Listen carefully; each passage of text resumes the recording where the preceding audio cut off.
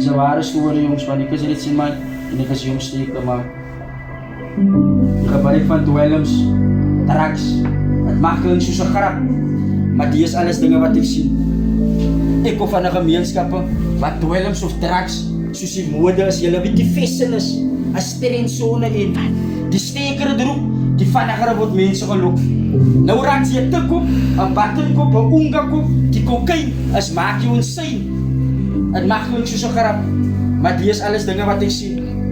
Hoe dom mense kan wees wanneer het kom by dwelms of drugs. Wat hulle sal doen vir 'n skuif, vind ek moeilik om te verstaan. Jasses, is amper soos die gebruik van dwelms of drugs, hulle blind maak. Hulle geen rigting nie. Hulle kan nie sien dat armoede sal hulle rykdom bly nie. Stukkie bietjie skuifie, Jesus, hy sal jou liewe wees. Het mag klink soos 'n grap, maar die is alles dinge wat ek sien.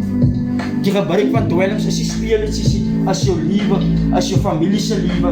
Want wat sy doen, wat sy roep, as raak nie net vir jou nie, maar die weer die naastes aan jou. Sy weet jou ma of jou pa, die mense in die huis.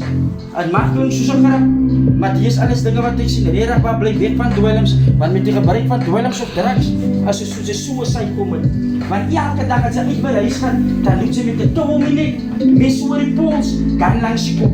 Het mag miskien nou klink soos 'n grap, maar regtig wat, een van die dae sal jy sien wat ek vandag sien. Ek is hier sien myn en ek hoop met die boodskap kan ek julle steek, maar baie dankie.